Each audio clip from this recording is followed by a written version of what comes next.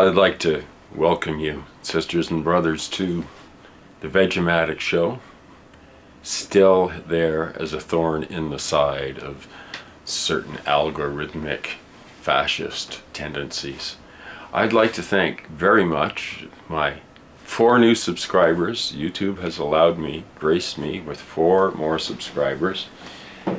And they're issued, of course, as usual, a hearty welcome. The Channel Fadge. You know, this fella has some pretty cool videos, so check out the Channel Fadge, because I did, and I subbed back. JT, child-free, opium-free vegan. Yeah, what can I say? Yeah. Congri 9 Ugayo, hope I'm saying that right. Thank you all for subscribing to me.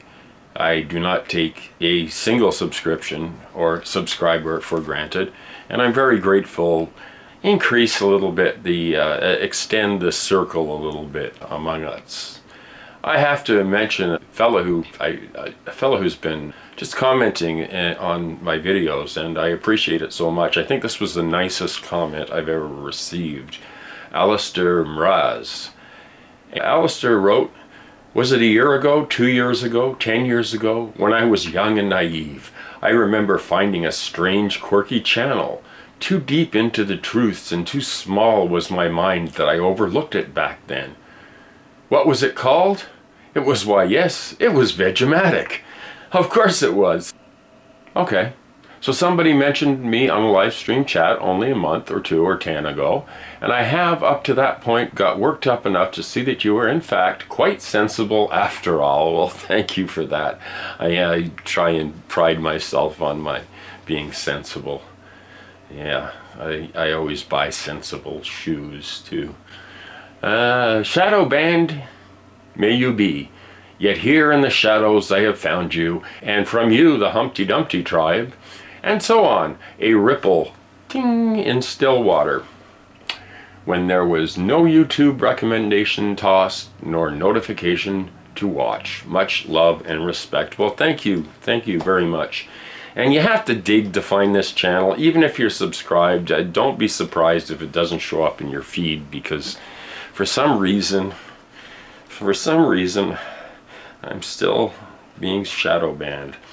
But they are allowing me to get up, I think they're going to allow me to get up to like 999 subscribers, and then they're going to turn it off. I've had my issues with Google, but really, Google, where would I be without you? What would I do without YouTube? Probably be a lot more productive in my life. Instead of playing with computer graphics and reporting on the things that are making me depressed, I could perhaps be improving my life, learning a new language, taking a trip. Any number of things that my cats don't allow me to do. And so many people I talk to or I converse with on YouTube are suffering from severe depression. It's just an epidemic in our culture. And I think it's just a reaction to what's going on around us. It's not easy to live in today's world. It's not easy. It's more stressful than I can ever remember it, particularly for young people.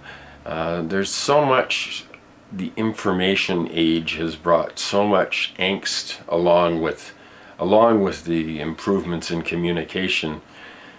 But you know what? I see 500,000 kids marching in the streets, and I get warm inside. I think, this is great. Perhaps these young people will take up the torch and make for a better and saner and more humane world. So I support them 110%.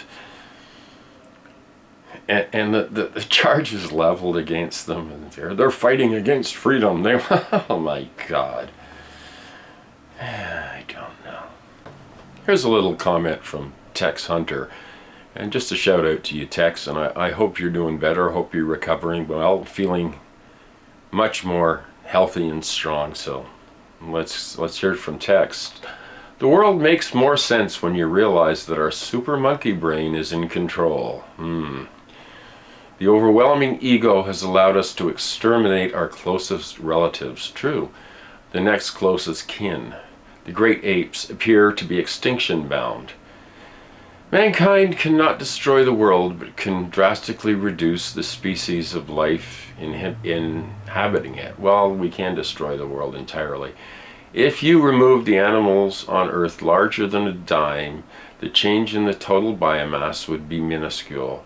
There is no doubt that a new world of life will emerge over time, but will not survive the coming collapse. Makes me say, vanity, vanity, all is vanity and vexation of the spirit.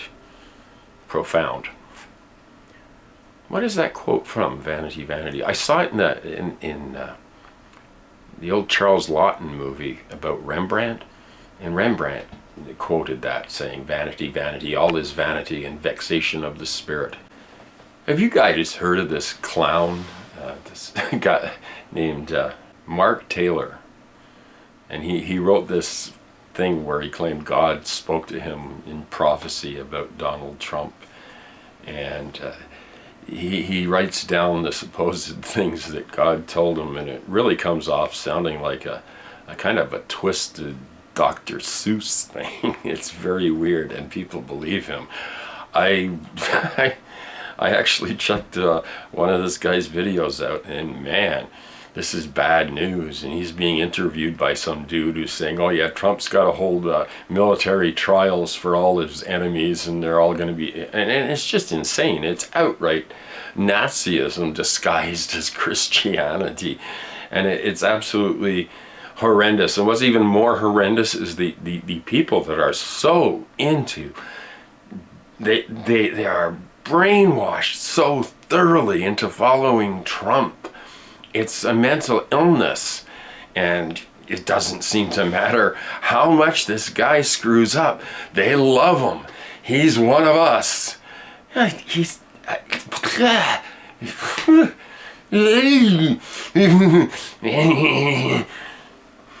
drives me crazy. So I just thought I'd mention these clowns and think, how did the education in the United States, a first world country, get so bad that this kind of thing can go on and people will take it seriously? Not just a few people either, that these major nutcases, what is it about is it the authoritarian spirit in people, or spirit that just, people who have no creativity, no thoughts of their own, just want to be directed and told exactly what to do, just following orders, that's all. It's scary. It's really getting scary out there. And it's no less scary here in Ontario, Canada, where we have a neocon or whatever, I don't know. So you remember, I'm sure down there you heard about Toronto's mayor, Rob Ford. He's since passed away. And he was caught smoking crack, and this its cacistocracy has come to Canada in the form of his brother, Doug Ford, and the people. Wow, you leave a bad comment about him and you get trolled like mad. So we cannot rest on our imagined laurels here in the North Country, land of the sticky tar. So here is a comment from Jeffrey Pearson. I am not one for name calling, but I call Bolton the ass stash. Yeah. Perhaps Trumpenfuhrer can use that when he fires him, although that's not likely. No, it's not likely. I'm sorry. He's in there like a dirty shirt. As a new sub, I'm glad to have discovered your channel and have been going through the older videos. Well, thanks. I'm glad. It means that all those hours of work I put into them are still being viewed on occasion, and that is very gratifying to me. So thank you for that. And as I look around at all the insanity, at least I can say I never want to join their ranks. No, I don't think too many people that watch this channel want to join those kind of ranks. Because those kind of ranks, they just smell really rank. And this from Jesus Price, aka Timmy. Sorry, Veg, I must disagree with you. You're influential. I'm not influential. I have no desire to be particularly influential. But anyway, also I didn't know you had a G Plus page. I'll definitely follow. Well, that's good. I don't know, G Plus, I got a bunch of followers when I started it. It just stopped. It just, no followers. So they don't like me over on G Plus much either.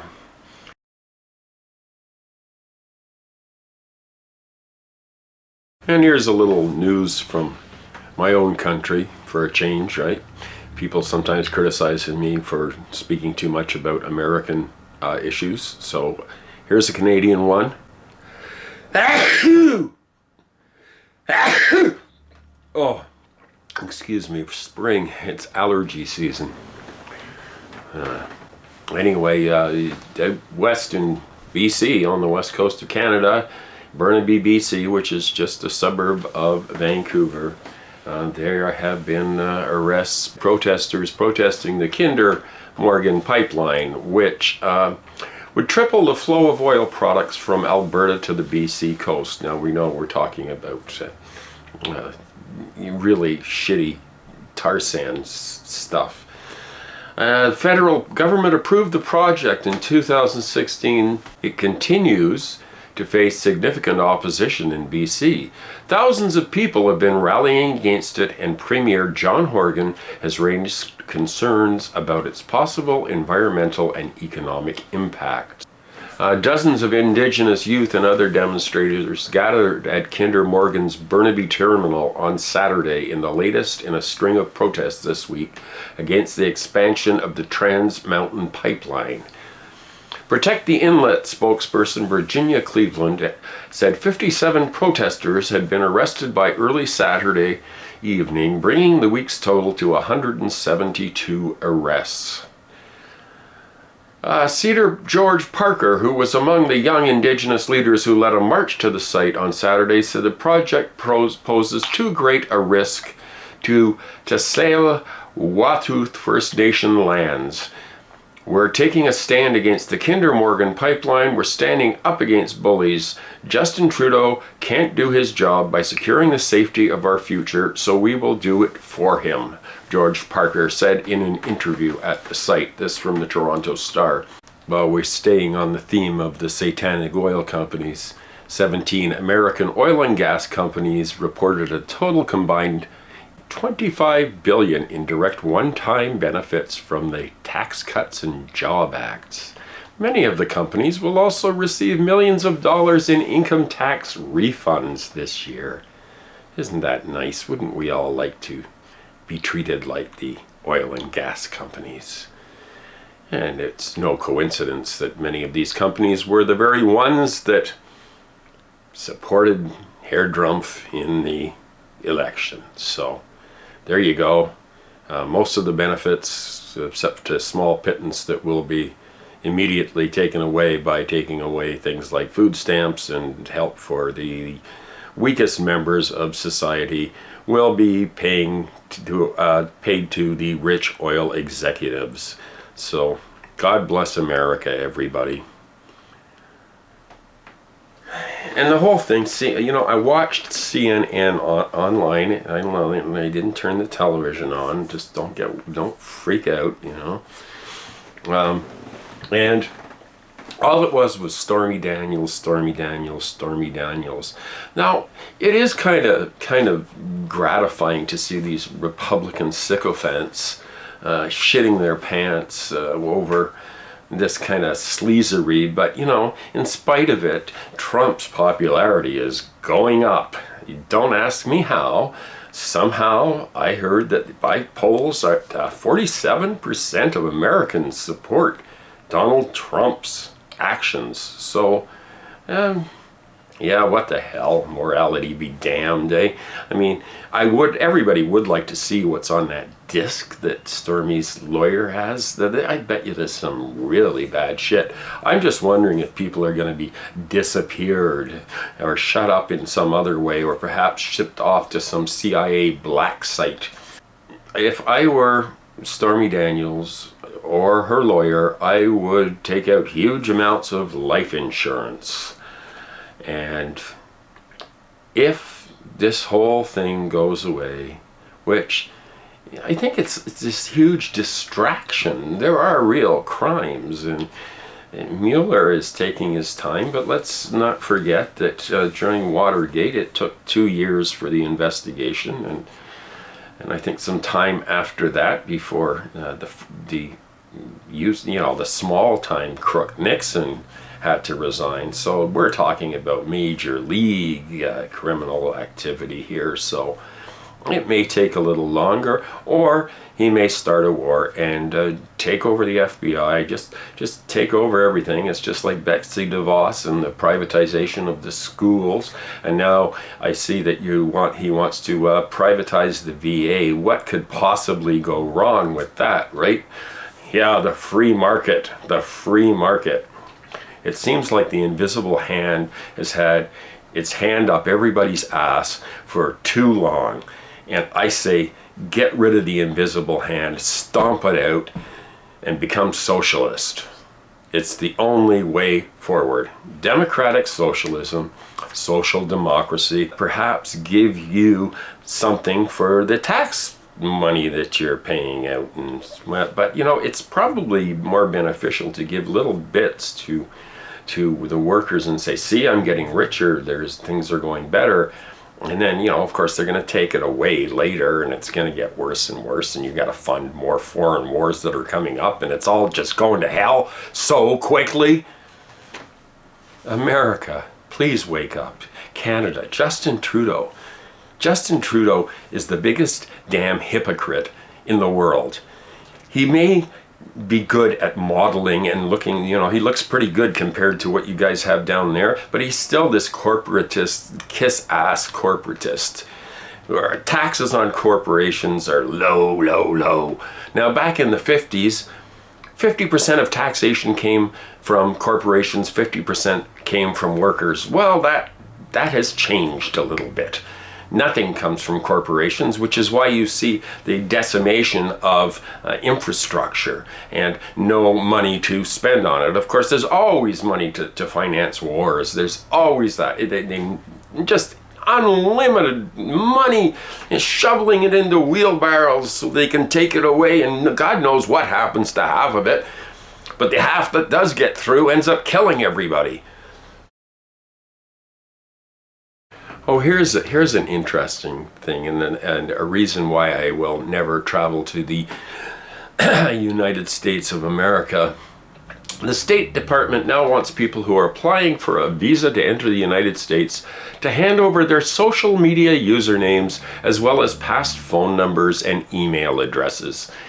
Yes, they've got to snoop into everything to see if you're moral enough to get into the country that shoots unarmed black people and finances drone wars for unlimited amounts of money. See if you're moral and upright enough to go into their country. They need to check your entire social media history.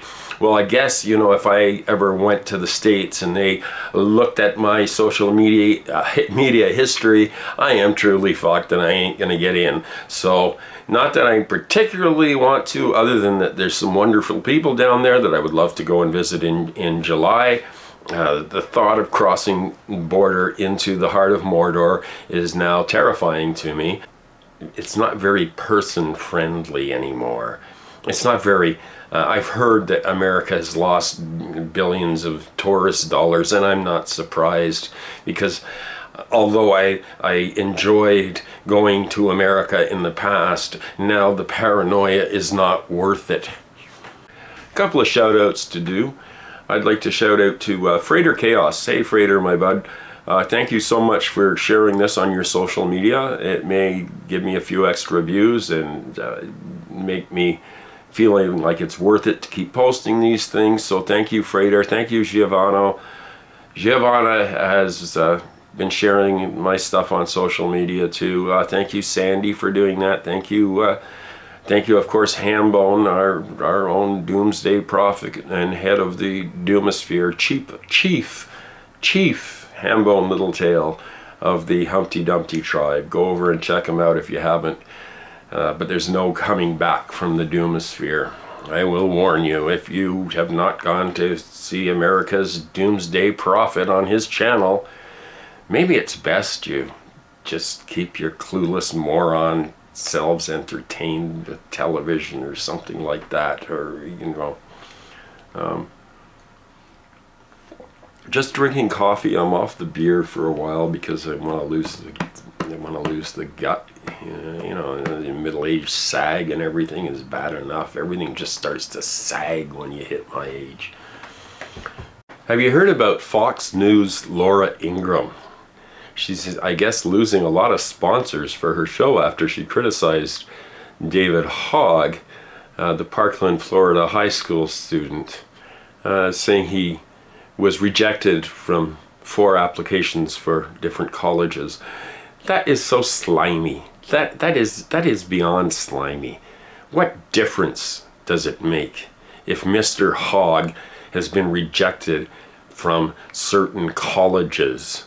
Perhaps he was rejected because his father didn't have any money to donate to those said colleges. But aside from that, that's just slime. And a public figure like Ingram should know better.